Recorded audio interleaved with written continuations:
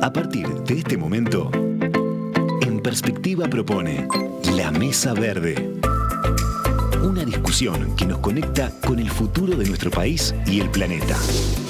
Es una presentación de Enkel y Arboreal, promotores en el desarrollo de la construcción con madera en el Uruguay. BBVA para su programa de puntos en sus tarjetas de crédito. Y Centro de Posgrados en Ingeniería de la UM.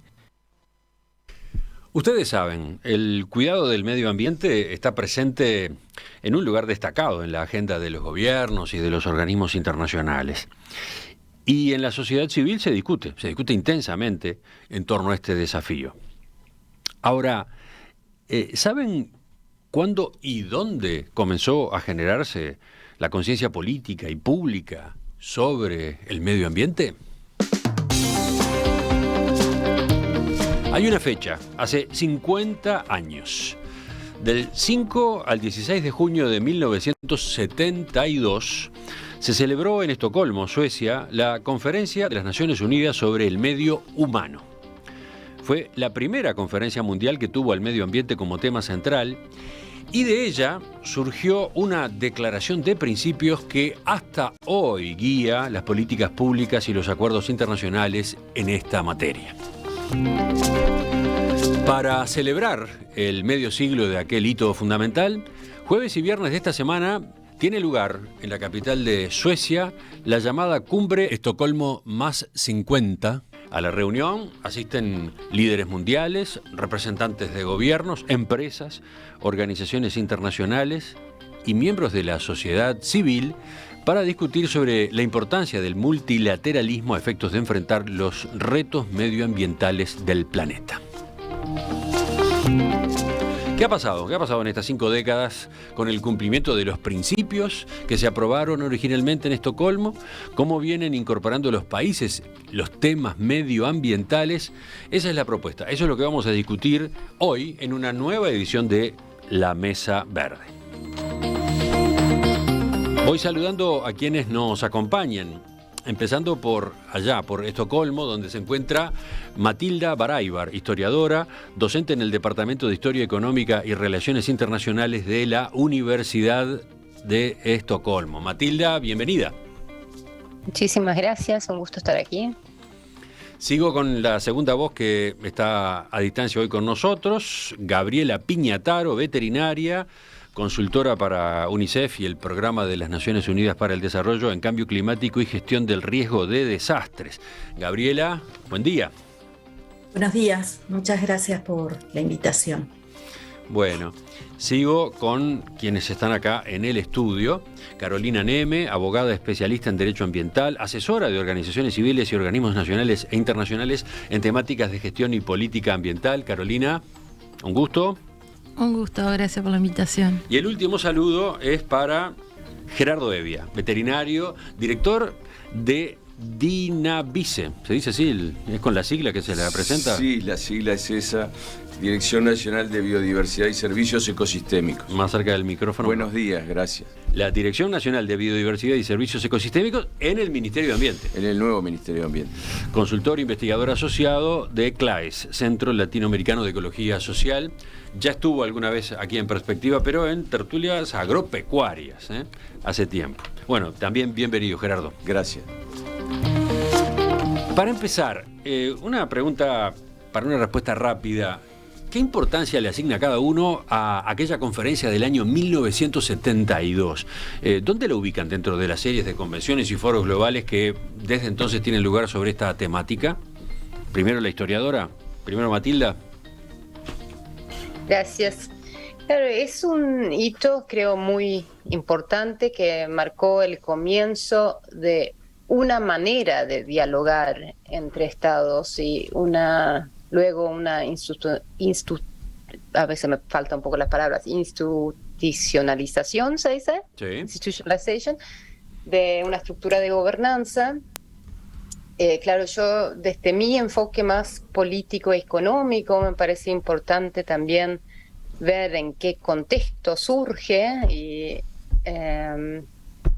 creo que es importante remarcar que, bueno, el movimiento ambiental estaba presionando y en Europa y en Estados Unidos desde los años 60 había tomado más y más fuerza, y ahí venía, bueno, publicaciones importantes como Silent Spring sobre el tema de las pesticidas, de Carson, The Population Bomb de Ehrlich. Era mucho dentro un marco de sobrepopulación también, y también un marco de Guerra Fría, y por lo tanto había muchos participantes del bloque socialista que no participaban en Estocolmo, y un contexto obviamente nacional de acá de Suecia. Esto era iniciativa del gobierno socialdemócrata liderado por Olof Palme, y en la socialdemocracia sueca había muchas voces con mucha influencia dentro del partido, como Alva Myrdal, que escribió Kris i befolkningsfrågan, y otros,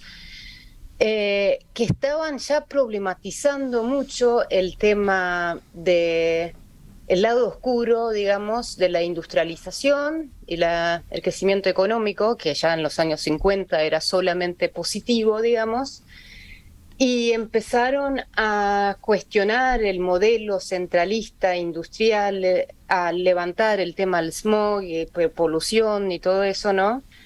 Y a también levantar el tema que Suecia en aquel momento levantaba mucho en un contexto postcolonial, el tema de el problema ambiental también se entendía que era muy distinta en los países ricos y en los países de desarrollo, y que gran parte de la solución pasaba en que los países pobres también dañaban el medio ambiente por su pobreza. Uh-huh.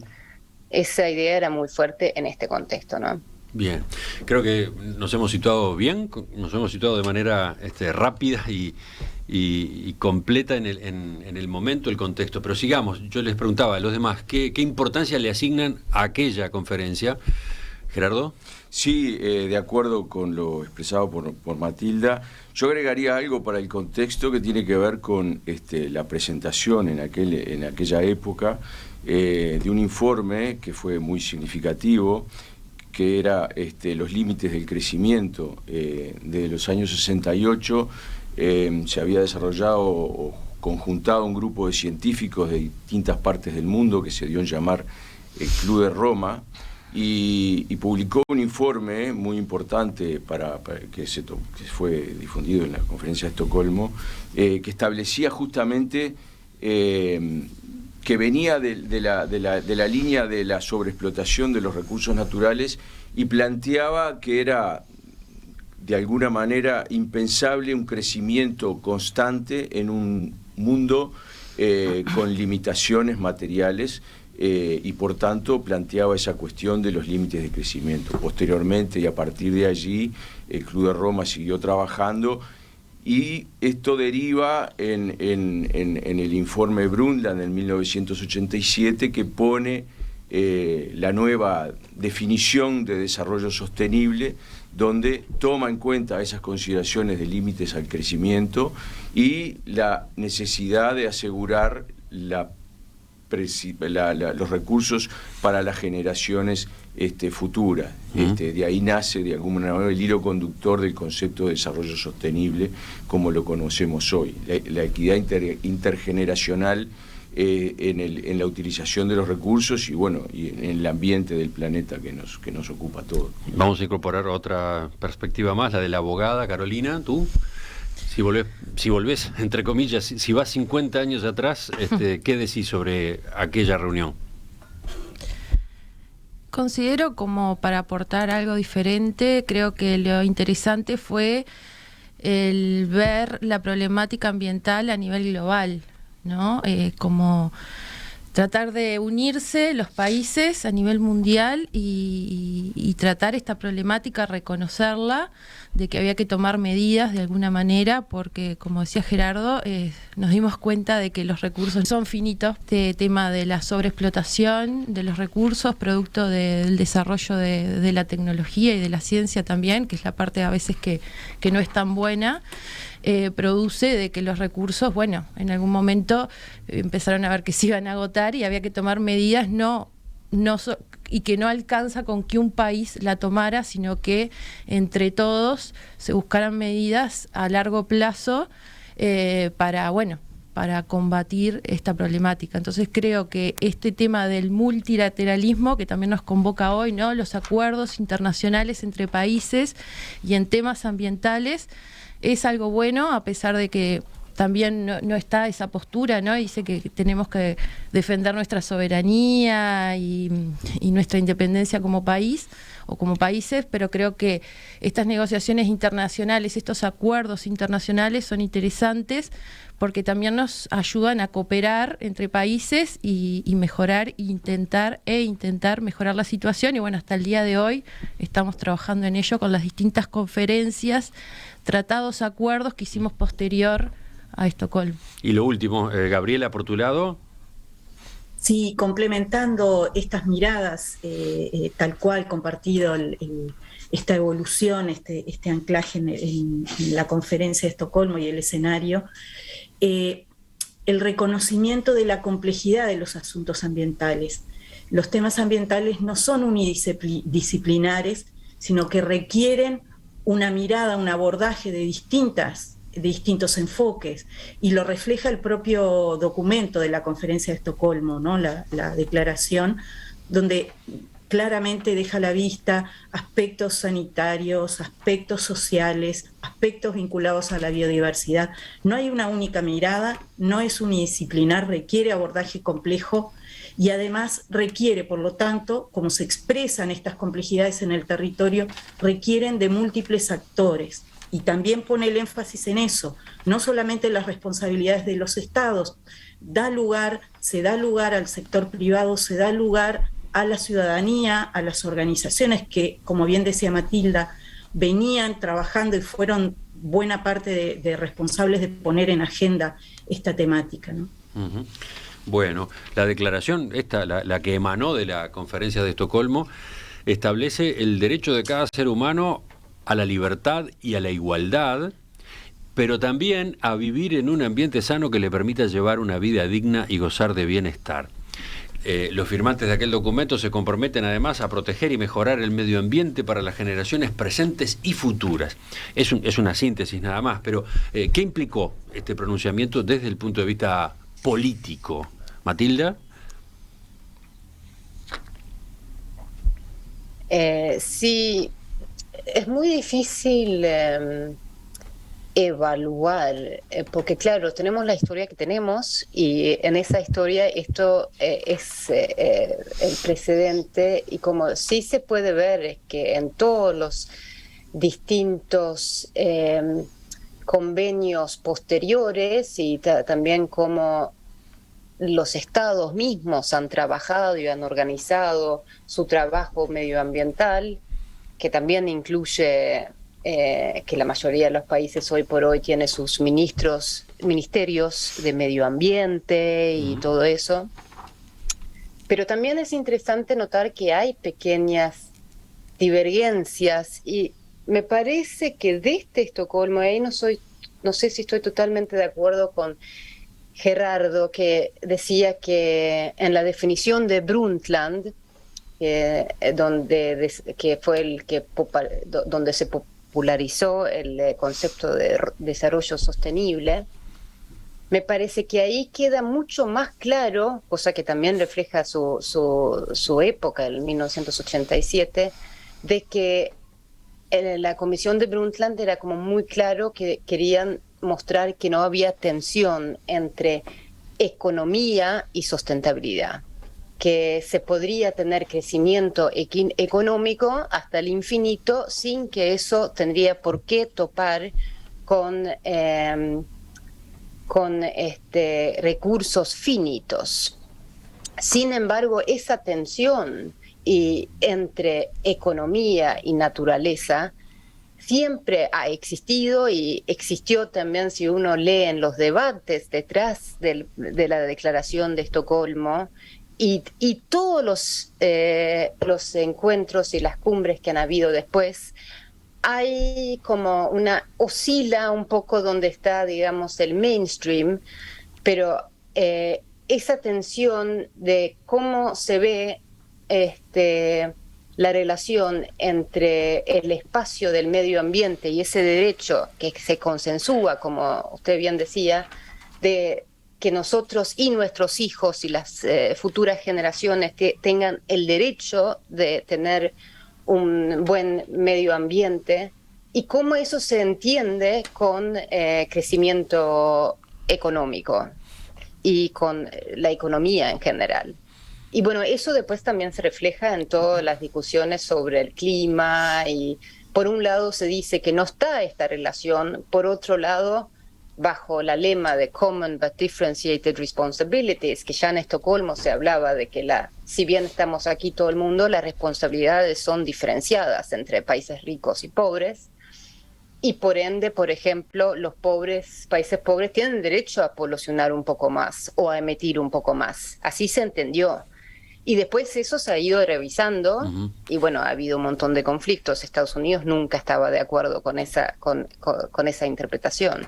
Gerardo, ¿ibas a agregar algo en esta especie de discrepancia que se dio entre ustedes? No fue una discrepancia. Yo tiré arriba de la mesa lo del informe de Brundtland para llevar una línea de razonamiento al concepto de desarrollo sostenible. Coincido que hay una tensión entre el pre-Estocolmo, digamos, las voces que pregaban por el ambiente eran académicas, el Club de Roma, como decía Michael Carlson, y adquiere una dimensión política. Yo no soy analista político, pero a partir de ahí el tema se reconoce como esto es un tema a nivel global y adquiere una dimensión política. La consecuencia es la expresión del concepto de desarrollo sostenible, que, como bien dice Matilda, viene a matizar, pero esa contradicción está presente hoy hasta nuestros días entre crecimiento económico, límites materiales al crecimiento y toda la otra dimensión política, y es así. La definición de desarrollo sostenible en el informe Brundtland de 1987 es: desarrollo sostenible es el desarrollo que satisface las necesidades del presente sin comprometer la capacidad de las generaciones futuras para satisfacer las suyas. Así es, así lo reconoce la Ley General de Protección del Ambiente de Uruguay, la Ley 17.283, toma esa definición y es la que es ley para nosotros en el Ministerio de Ambiente. Pero ustedes resaltaban, eso es 1987, es un poco más adelante, exacto. Un poco más adelante de esta cumbre de Estocolmo, de la que estamos repasando los principios, el documento y los principios, que son 26. Me gustaría preguntarle justamente a la abogada de la mesa, ¿qué carácter tenía esta declaración? ¿Era vinculante jurídicamente? ¿No? ¿Cómo hay que entenderla?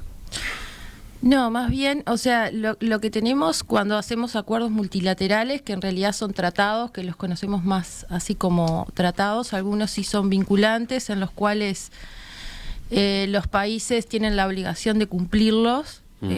Un ejemplo a nivel país, tenemos las leyes, los decretos que sí son obligatorios, a veces tenemos programas o proyectos que en realidad son líneas bases a seguir, pero que no hay una obligación de cumplirlos, sino como que son como un pivot, una idea de cómo seguirlo, pero los estados o el estado tienen la libertad de hacerlo o no.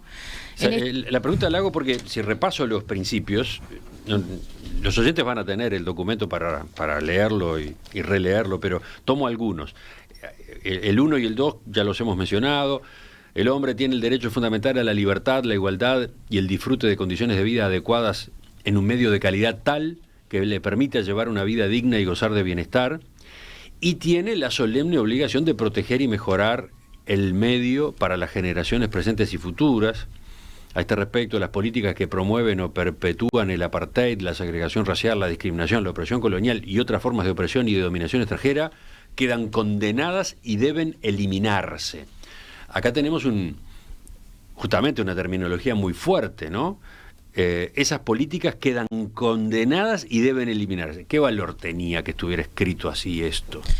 El valor era que de alguna manera los estados participantes de esa conferencia y de las posteriores, porque a nivel de América Latina en realidad la que impactó fue la de Río del año 92, que continuó. Ya iremos a ella.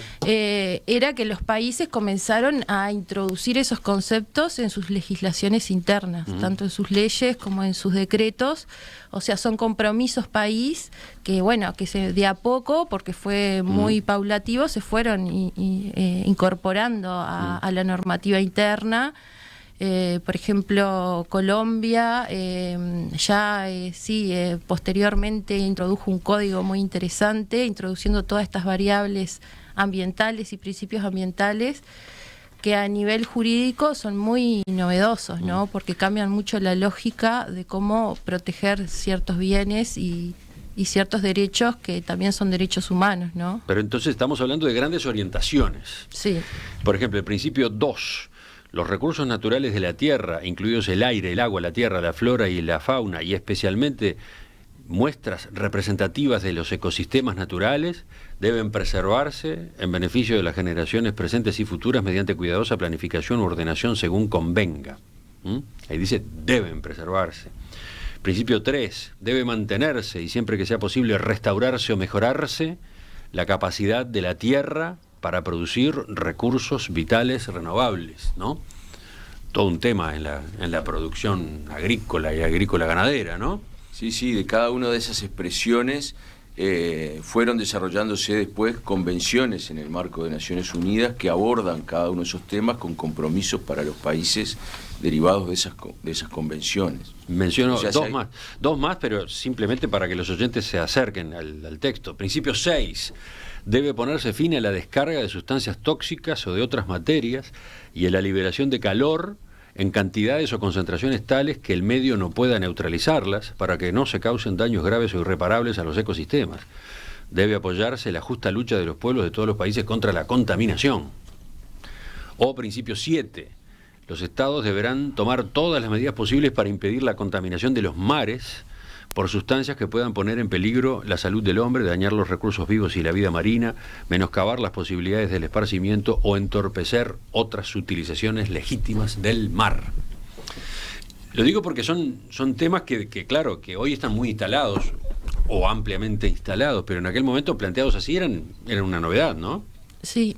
Sí, además, no es que nosotros no tuviéramos nada y no, o sea, a nivel normativo hablo, ¿no? Y de política, que regulara ciertos bienes como la fauna, la flora, el suelo, el agua, teníamos normativa. Lo que pasa es que teníamos una regulación sectorial por recurso. Después nos dimos cuenta que eso... ¿Tú decís que hace 50 años teníamos todo eso? Sí. ¿Ya teníamos? Sí.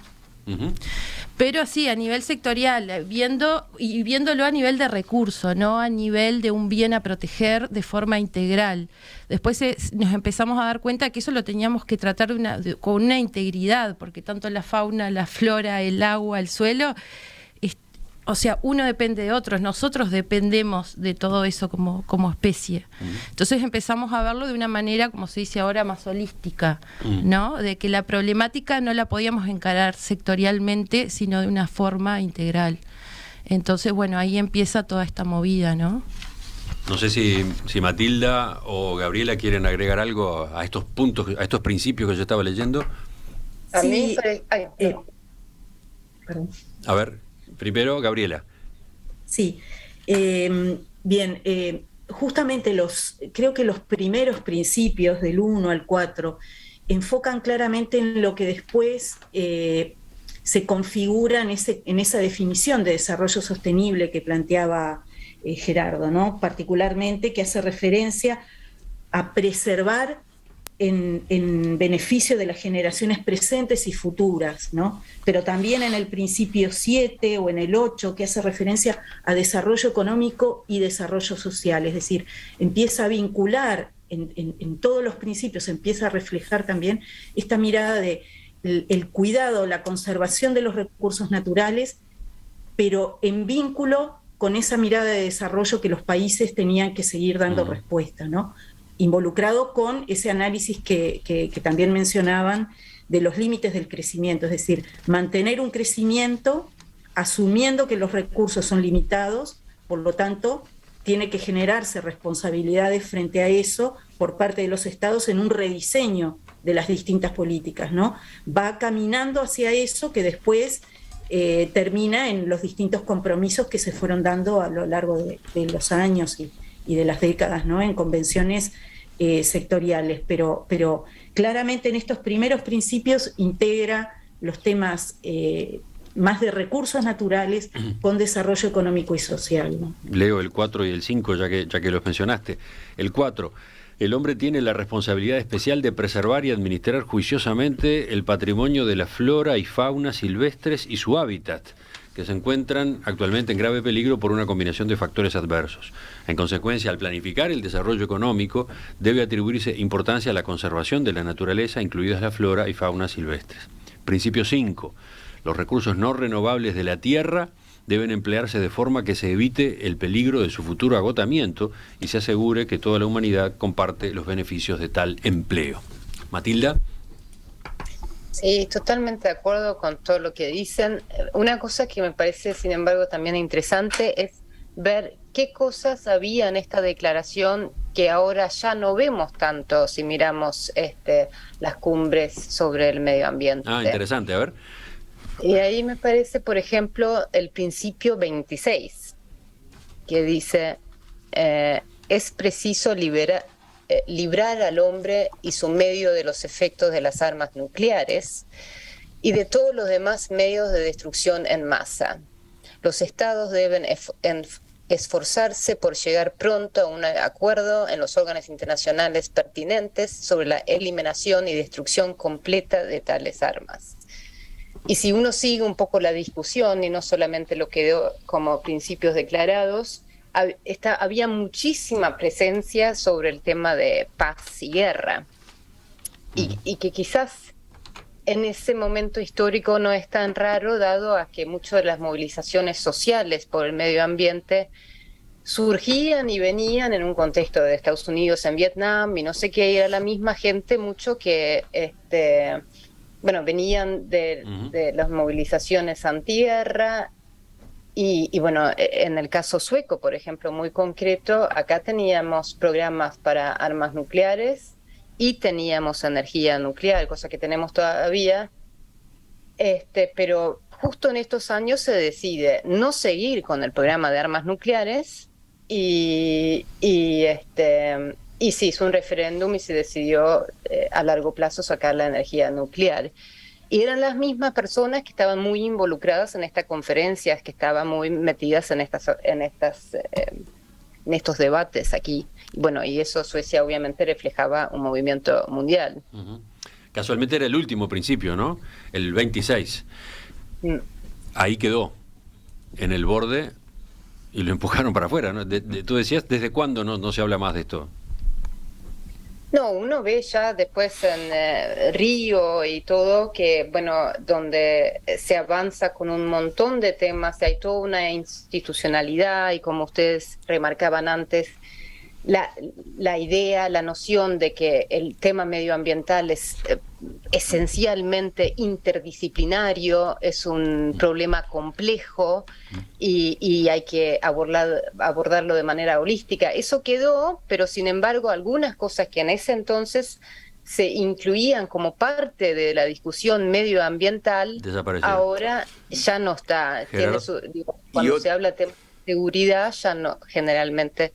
Quizás vuelve ahora de vuelta, por lo menos acá en Suecia, en muchas de las actividades esta semana de ONGs y eso, dado la situación de la invasión de Rusia en Ucrania también, y bueno, y los efectos que eso tiene en los precios de los combustibles, que a la vez, otra vez, entra todo el tema de la transición energética y no sé qué, ahí quizás entra de nuevo en el debate medioambiental.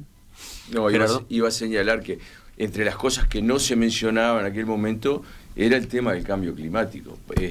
El tema del cambio climático. Quería charlar con ustedes de eso enseguida. Un tema reciente en la historia de la humanidad, digamos, después de los 70, durante muchos años todavía se discutió si el cambio climático generado por la emisión de gases de efecto invernadero, la acumulación de CO2 en la atmósfera, todo eso explotó en los últimos 20 años.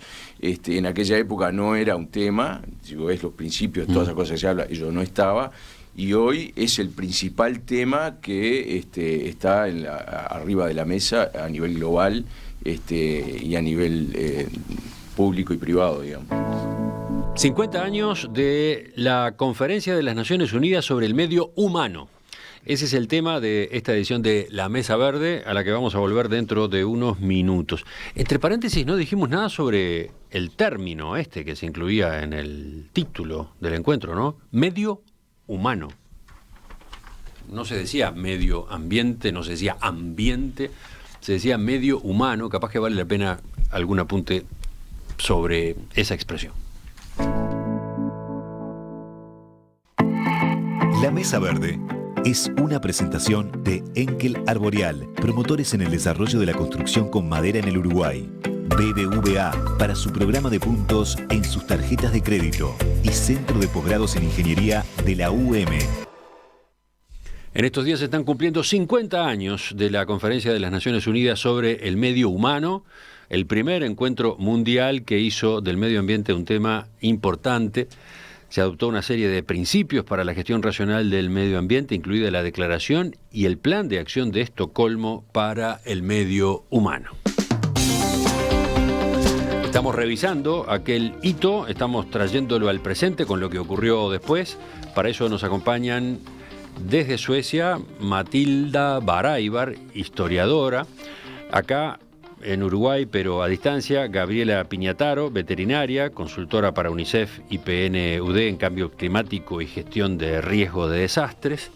En la mesa, Carolina Neme, abogada especialista en Derecho Ambiental, asesora de organizaciones civiles y organismos nacionales e internacionales. Y Gerardo Evia, veterinario, director de la Dirección Nacional de Biodiversidad y Servicios Ecosistémicos en el Ministerio de Ambiente.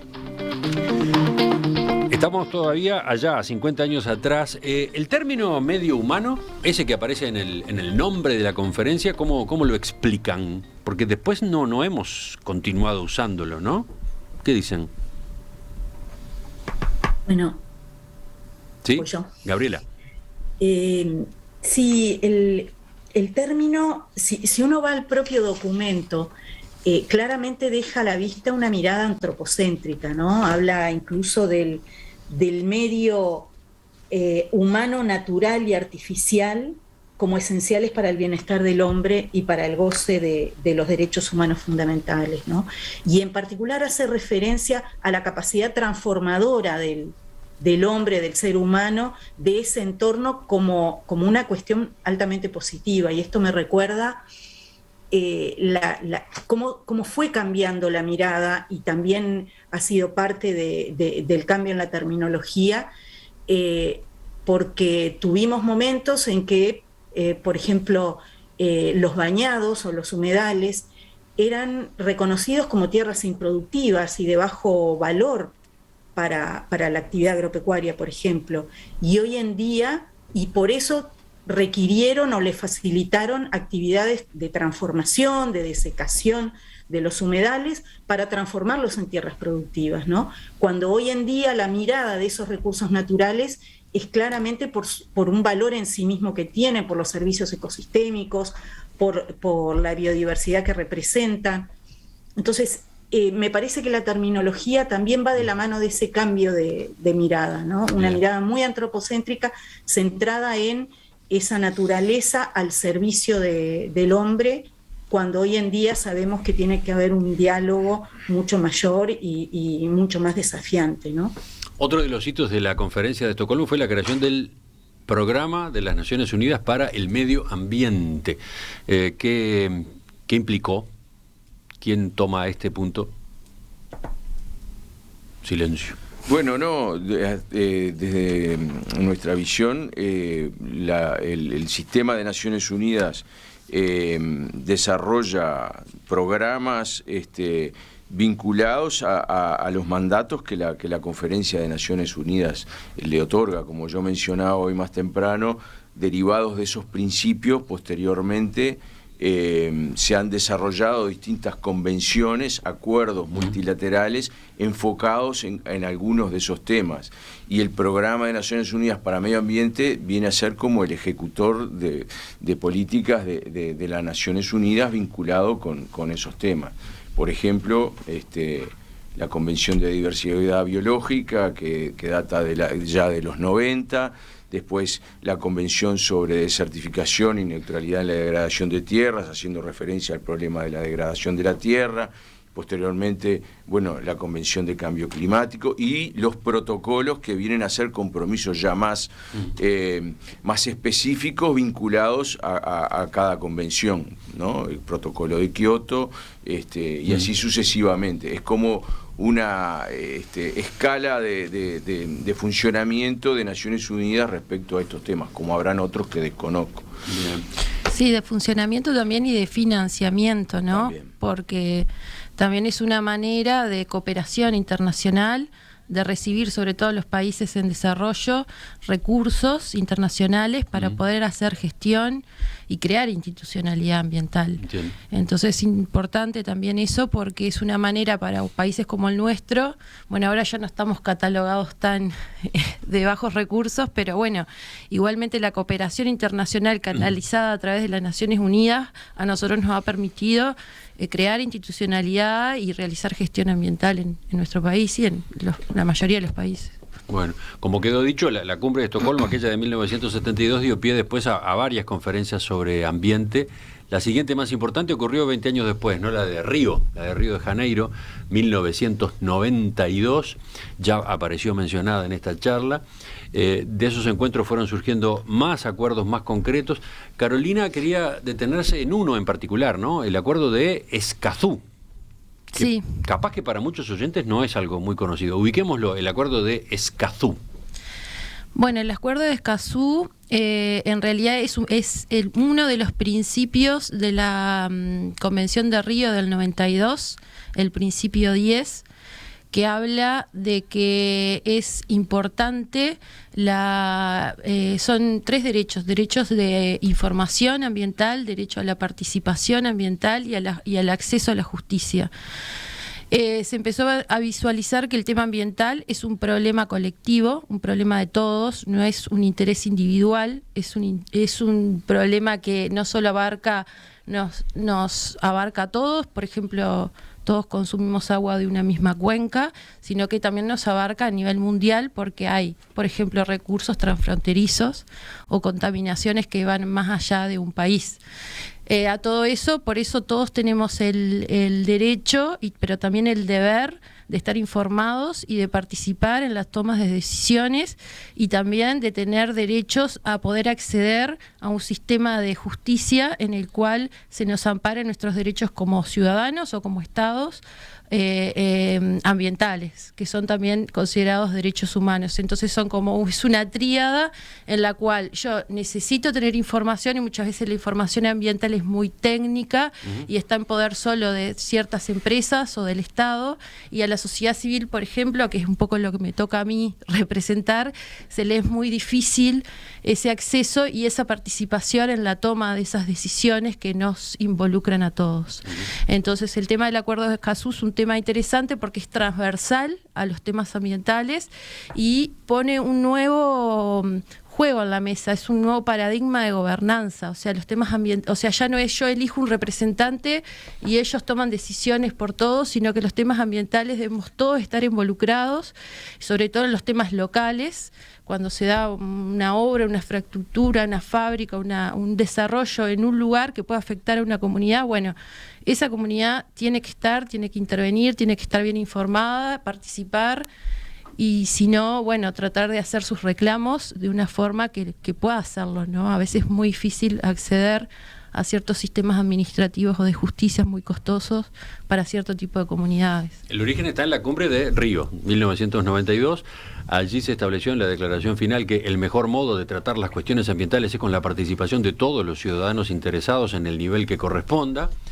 En la cumbre Río +20 de 2012 se retomó la discusión sobre cómo implementar ese principio y finalmente este tratado, el de Escazú, se aprobó en 2018. Este es reciente, ¿no? 2018. Tanto que Uruguay lo ratificó el año pasado, ¿no? Sí, sí.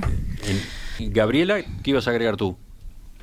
No, iba a darle un poquito de contexto a esto que está planteando Carolina, de Río 92 para acá, cómo ha venido evolucionando esa voz de la ciudadanía y de la sociedad civil organizada, ¿no? Que en definitiva es lo que le da sostén a ese acuerdo de Escazú. Para que se pueda implementar un acuerdo de Escazú, deben existir organizaciones preparadas, organizaciones demandantes de información, y bueno, ha habido a nivel internacional y a nivel de los países y a nivel nacional en particular una evolución de ese movimiento, de esas organizaciones no gubernamentales que primero estuvieron dispersas, pero ya en el año 91 se organizan en Uruguay en particular como una red de organizaciones ambientalistas,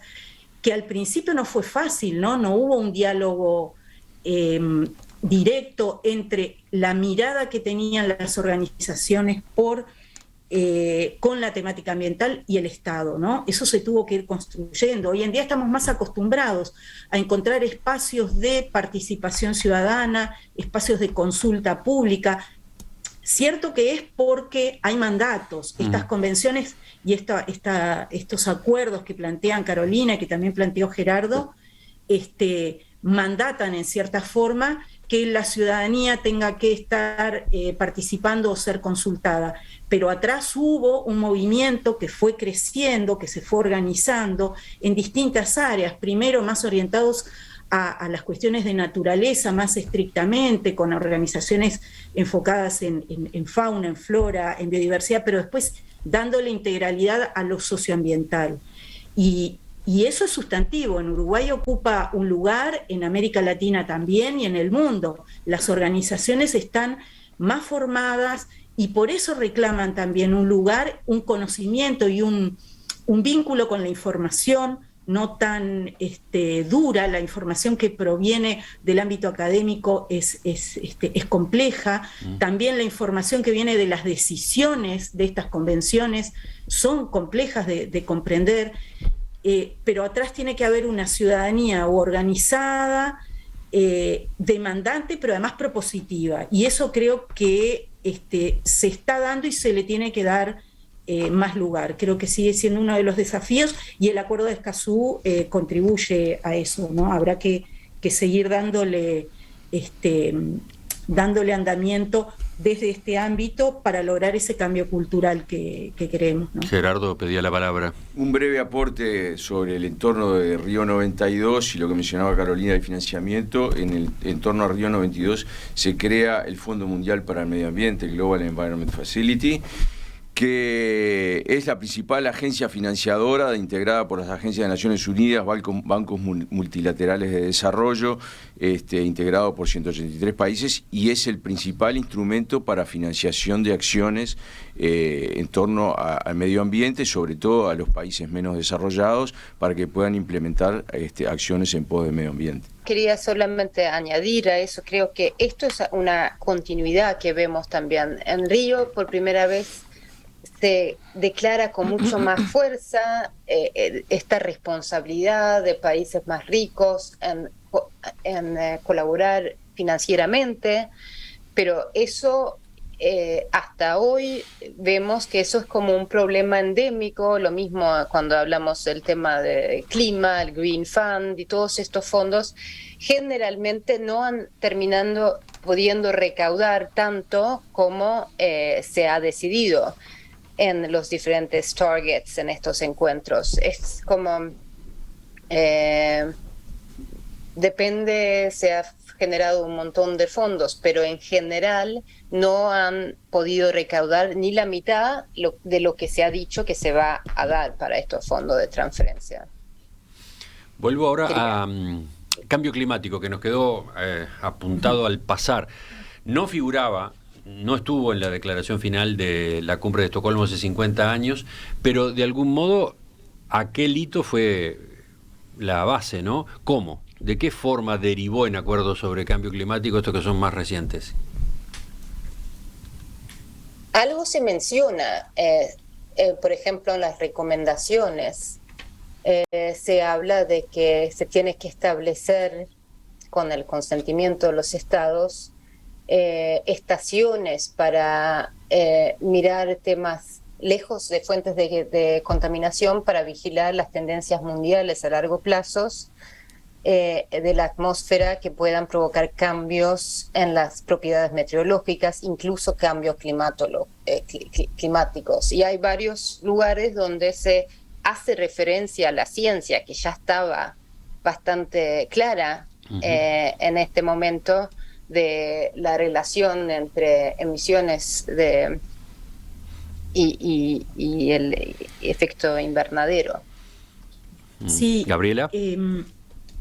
Lo que uno detecta en el documento, en la declaración, por un lado, en los principios lo que aparece reflejado es el enfoque de los desastres naturales. Está planteado como desastres naturales en el principio 9, ¿sí? Las deficiencias del medio originadas por condiciones del desarrollo y desastres naturales que plantean graves problemas. Ahí es donde aparece mencionado desde el lugar de la afectación, de nuevo, a la mirada de los recursos y de las poblaciones, enfocado desde lo natural, cuando hoy en día hay claramente una mirada y hay una concordancia en que los desastres no son naturales, sino que son fenómenos de la naturaleza que se configuran en desastres porque hay condiciones humanas, ¿sí?, que van evolucionando y van creando condiciones de vulnerabilidad para que se dé un desastre, ¿sí?, pero que no son naturales. Esto en el principio 9. Y luego, como decía Matilda, en las recomendaciones aparecen un montón de elementos que tienen que ver con generar información climatológica de alertas tempranas, que es una herramienta para analizar y tomar decisiones frente a condiciones climáticas y recomendaciones hacia futuro. O sea, está disperso dentro de las recomendaciones. Hay unas cuantas recomendaciones que lo mencionan. Sin lugar a duda, después vino la conformación, y a partir de Río 92, con la conferencia de cambio climático y la creación del panel intergubernamental de expertos de cambio climático, eso permitió tener una solidez de información y empezar a generar modelos, escenarios climáticos, y a partir de allí desarrollar lo que estaba como mencionado en rasgos muy generales, también porque faltaba información, ¿no? Hoy en día ya se pueden colectar datos climatológicos y de impactos con mayor solvencia, ¿no? Pero estaba delineado. Y para terminar esta parte, les pregunto por Uruguay. Desde el punto de vista del Estado uruguayo, ¿qué implicó la cumbre de Estocolmo? ¿Qué consecuencias tuvo en cuanto a la creación de instituciones públicas dedicadas a velar por el cuidado del medio ambiente? Bueno, Carolina. Sí, en realidad el impacto a nivel de país, en nuestra institucionalidad y en nuestra normativa, se produjo después de Río 92 prácticamente. Ajá. Debieron pasar 20 años entonces, sí. 20 años y algo más. Sí, porque cuando se creó el Ministerio de Vivienda, Ordenamiento Territorial y Medio Ambiente fue en el año 90. Uh-huh. Bueno, fue un poquito antes. Del 91, sí. 91. El artículo 47 de la Constitución, que fue el primero y el único que tenemos en la Constitución que declara el medio ambiente de interés general, fue en el 96. Entonces, en la reforma del año 96. Sí, en la reforma del año 96. La primer ley fue la Ley de Impacto Ambiental, de Evaluación de Impacto Ambiental del 94. Entonces creo que a nosotros nos influyó y realmente empezamos como a tomar conciencia recién con la segunda conferencia, con la segunda cumbre, 20 años después. ¿Algún otro comentario sobre Uruguay y el vínculo con aquella cumbre de hace 50 años? No, Gerardo. Digo, reitero lo que mencionó Carolina hoy, digamos, el país tenía normativa desde el punto de vista de los recursos naturales, entre otras cosas, por ejemplo, la ley de protección de fauna es del año 35, los primeros parques nacionales fueron creados en la década del 40, por ejemplo, o sea, había elementos que nutrían, digamos, el manejo de los recursos naturales, pero bueno, esta nueva perspectiva lleva en un continuo de evolución a desencadena la creación del Ministerio de Vivienda, Ordenamiento Territorial y Medio Ambiente en el año 91 y con un mandato de ejecutar, planificar políticas ambientales, etcétera, etcétera. Mencionaba el protocolo de cambio climático, repasaba que cuando yo entré al Ministerio, en el año 87 se aprobó el primer protocolo vinculado con emisiones globales, que fue el protocolo de Montreal. ¿Qué ministerio era ese? El Ministerio de Vivienda, Ordenamiento Territorial y Medio Ambiente, en los 90. Pero ¿y el protocolo este es del...? El protocolo de Montreal es del 87. De antes, ahí está. Y Uruguay lo ratificó, y era para combatir los gases que afectaban la capa de ozono. Y de alguna manera destacar lo positivo, que digamos fue un protocolo que efectivamente, cumpliendo con los mandatos del protocolo, los países lograron detener de alguna manera el avance de la pérdida de la capa de ozono. Enseguida, en el final de esta edición de La Mesa Verde, me gustaría que viniéramos a hoy. Cómo ven que se están cumpliendo los principios generales de aquella cumbre de Estocolmo, cómo se está celebrando, qué tipo de balance e impulso nuevo hay en este momento, el del aniversario, si pensamos en el futuro de estos asuntos. La Mesa Verde es una presentación de Enkel Arboreal, promotores en el desarrollo de la construcción con madera en el Uruguay. BBVA para su programa de puntos en sus tarjetas de crédito y Centro de Posgrados en Ingeniería de la UM.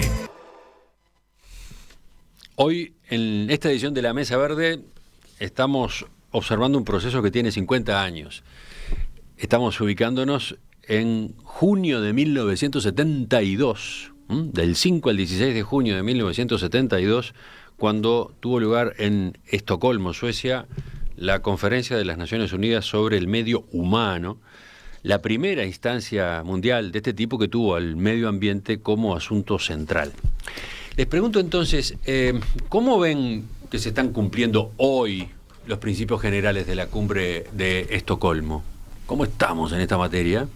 ¿Quién toma la palabra?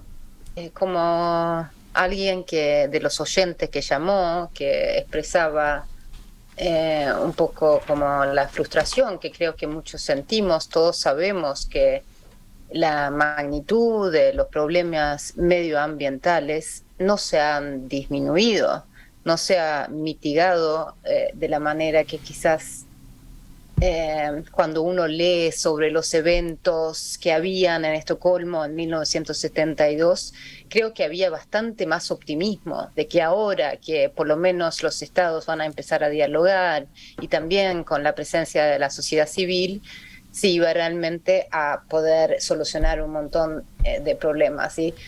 Con la excepción quizás del protocolo de Montreal que mencionaron, que es lo que generalmente se levanta como el éxito y que de última el gran problema de la capa ozono, ya con prohibir ¿cómo se dice en español? CFC.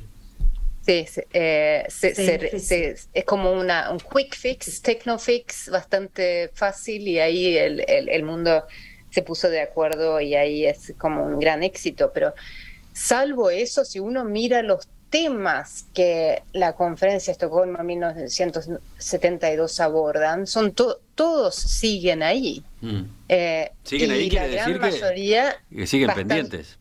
Y sí, es un poco como dice Greta Thunberg, decía hoy en la joven que ha liderado mucho el movimiento más radical y ha estado haciendo huelga ya 200 veces afuera del Parlamento sueco en Fridays for Future. Y claro, ella estuvo en Glasgow, en COP26, decía que esto es solamente bla, bla, bla, que incluso después Antonio Gutiérrez le daba un poco la razón. Y ella ahora en los medios acá en Suecia decía que a ella no le parece que no hay nada para celebrar, básicamente. Sin embargo, igual va a participar y este viernes Fridays for Future también organizan una gran huelga acá en Estocolmo. Y yo creo que incluso ella, si bien quiere ver mucho más acción, siguen haciendo cosas porque hay esperanza de que quizás ahora sí hay más conocimiento y no sé qué, un poco como decían ustedes, que quizás mirando en retroperspectiva, la idea antes también de que solamente si tenemos más información, esto casi se va a resolver por sí mismo. Y se ha puesto mucho énfasis en, bueno, si cada país tenga que tener su sistema de documentar y no sé qué, y eso obviamente está muy bien y ahora sabemos mucho más, pero si uno ve desde la ciencia, hay mucho, tanto en el tema de, si hablamos explícitamente sobre el cambio climatológico, si hablamos de diversidad biológica o el tema mares, sabíamos bastante ya y ahora van décadas que sabemos exactamente, casi ahora con satélites on real time, sobre deforestación, sobre exactamente cómo se emite o qué huellas de otro índole ambiental que estamos generando, y sin embargo no tiene el impacto que quizás uno podía esperar, una brecha brutal entre objetivos y práctica, ¿no? Gerardo. Sí, evidentemente los límites al crecimiento siguen estando allí. Y es parte del problema. Coincido con lo que decía Matilda, y el desafío es, ¿hacemos algo al respecto o nos ponemos en la vereda del frente a tirar piedras? Digo, de alguna manera, hace poco escuchaba unas declaraciones de Meadows, que fue el que publicó aquel informe del Club de Roma en el año 72, cuando los 40 años de Estocolmo, y él decía, bueno, cuando publicamos aquel informe, nosotros todavía estábamos convencidos que estábamos a tiempo. Ya en el año 2012 decía, bueno, creo que la pregunta ahora es ver cómo vamos a mitigar y ya no sabemos si estamos a tiempo de detener toda esa catarata de procesos que están previstos desencadenarse. Entonces, bueno, la pregunta es cómo abordamos ese tema. ¿Qué se ha hecho? Bueno, se ha evolucionado y de hecho, bueno, hoy el tema está en la palestra pública, lo vemos en los sectores productivos, lo vemos... Me podrán decir, bueno, son declaraciones de gobierno, pero hace 20 años hablar de medio ambiente era un raro. Hoy, si estás en el sector agropecuario, en el sector industrial, en cualquier sector, prendés la tele y todos son sostenibles. Bueno, hay un greenwashing ahí, hay muchos que se suben al carro y dicen, bueno, vamos a hacer, todos somos ambientalmente sostenibles, y ahí está el desafío, bueno, poder hacer... Decir, bueno, ¿qué es sostenible, qué no es sostenible? Bueno, es seguir trabajando. Si llegamos a tiempo o no, es otro problema. Sí, también creo que lo que está faltando es introducir la variable ambiental en la planificación de política, digamos, desde como lo dice el Acuerdo Escazú, también con la participación, que sea desde etapas tempranas en la planificación, porque después volver para atrás es más difícil. Por ejemplo, si yo como Estado, como gobierno, hago un contrato de inversión en el cual va a impactar esa inversión fuertemente en lo ambiental, tengo que tomar desde esa toma de decisión, desde esa firma de ese contrato, la variable ambiental, porque después el estudio ambiental viene posteriormente. Entonces, y que toda la parte ambiental involucra justamente la participación, porque lo interesante de toda esta movida ambiental que se ha traducido en política y en normativa es que introduce los procesos participativos, las audiencias públicas, crea comisiones en las cuales participan todos todos los interesados, sobre todo los locales, que insisto mucho en la parte local, territorial, y entonces eso lleva a que, bueno, que una política sea consensuada y después no sea boicoteada de alguna manera, porque perdemos todo, pierde el Estado, pierde las empresas inversoras, pierde la sociedad civil. Entonces, si no nos ponemos todo en una mesa, por lo menos a ver las necesidades de todos, no digo que se tenga que contemplar todo, y obviamente después no es vinculante, que eso es otro gran tema. La sociedad, si no se siente parte, lo más probable es que ponga una cortapisa. Entonces, es esa balanza, ese balance que tenemos que hacer en los temas ambientales, porque la contaminación de un río es irreversible. Si la sociedad no se siente responsable, pone una cortapisa. ¿Qué si es? la sociedad no se siente parte, no sé, tal vez no lo dije bien, perdón. De ese proceso, entonces, de esa toma de decisión, lo que va a hacer va a boicotear lo más probable, lo que se llama la licencia social, ¿no?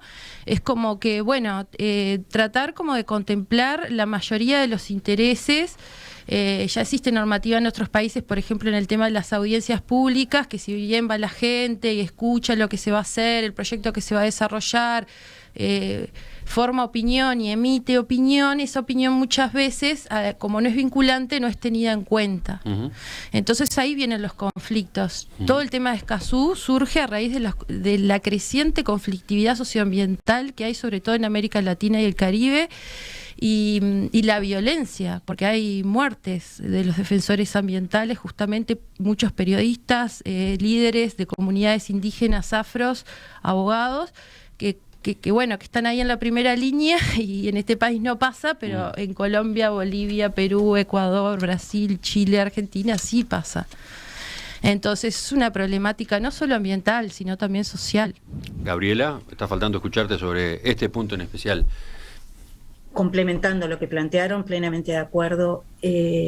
Políticas ambientales que dialoguen con las distintas políticas. Sigue siendo un desafío. El conocimiento está, o los grandes lineamientos de conocimiento están arriba de la mesa. Sabemos qué es lo que está pasando, cuáles son los principales factores contaminantes o transformadores del territorio, del suelo, del agua, de nuestras costas, pero necesitamos que las distintas políticas estén responsablemente dialogando, no solamente porque haya marcos normativos, sino que a la hora de invertir, de desarrollar emprendimientos en el territorio, tienen que tener, y eso todavía sigue faltando, ese clic, ese cambio cultural que haga que a la política pública y al marco normativo vaya de la mano de emprendimientos responsables con el ambiente, y no que generen esas contradicciones y esas tensiones que siguen estando entre el territorio, la ciudadanía, quienes viven en el territorio, quienes producen, quienes disfrutan del territorio.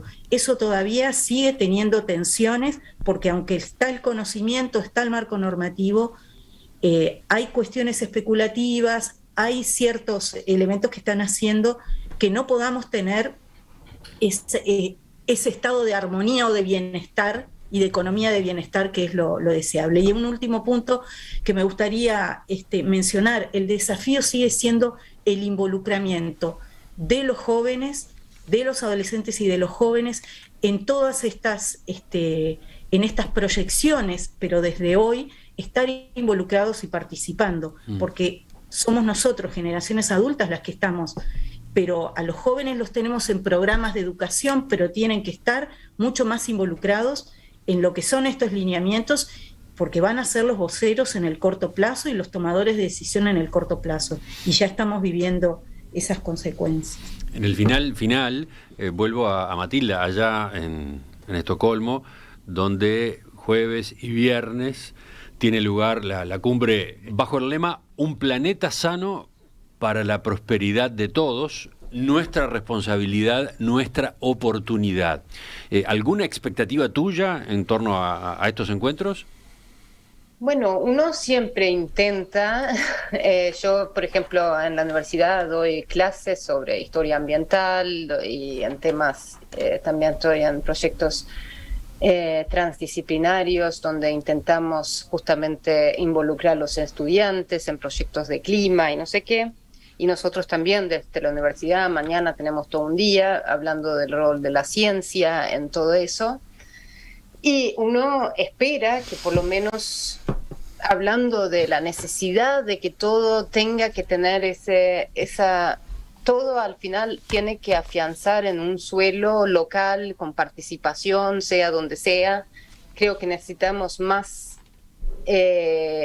necesitamos estas cumbres internacionales, diálogo internacional, pero también necesitamos mucho más participación, mucho más masiva.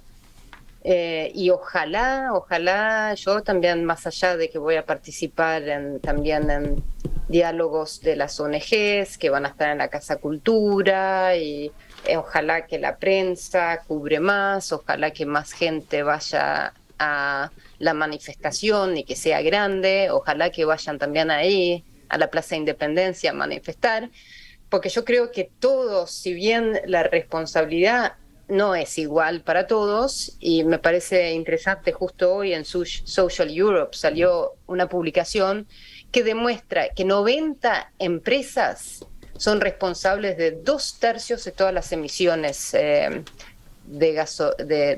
gases, greenhouse gases, ¿cómo se dicen? Gases de efecto invernadero. Sí. Así que obviamente estamos todos aquí, pero no todos somos igual de responsables, sino todos podemos hacer las mismas cosas, pero sí creo que hay que tratar de trabajar más con el tema de la participación y trabajar uno mismo, tratando de incorporar más la juventud y poner más presión, porque business as usual es como, no existe como alternativa.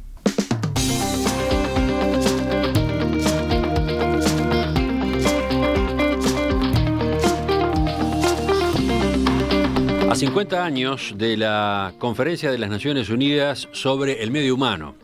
Ese fue el tema en esta edición de La Mesa Verde, donde hemos contado con la participación de Matilda Braibar, historiadora desde Estocolmo, Suecia, Gerardo Evia, veterinario, titular de la Dirección Nacional de Biodiversidad y Servicios Ecosistémicos en el Ministerio de Ambiente, Carolina Neme, abogada especialista en Derecho Ambiental y asesora de organizaciones y organismos nacionales e internacionales en temas de gestión y política ambiental, y Gabriela Piñataro, veterinaria, consultora para UNICEF y PNUD en Cambio Climático y Gestión del Riesgo de Desastres.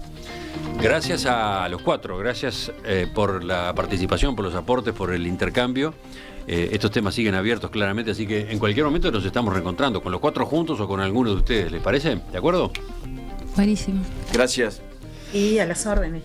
Gracias por la invitación. Gracias. Destaco también en esta edición de La Mesa Verde la coordinación a cargo de Manfred Steffen, la producción periodística de Rodrigo Abelenda y la puesta al aire de Ariel Gómez en radio y Felipe Penades en video.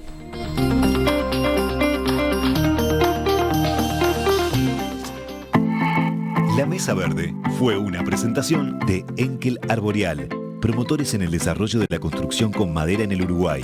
BBVA para su programa de puntos en sus tarjetas de crédito y Centro de Posgrados en Ingeniería de la UM.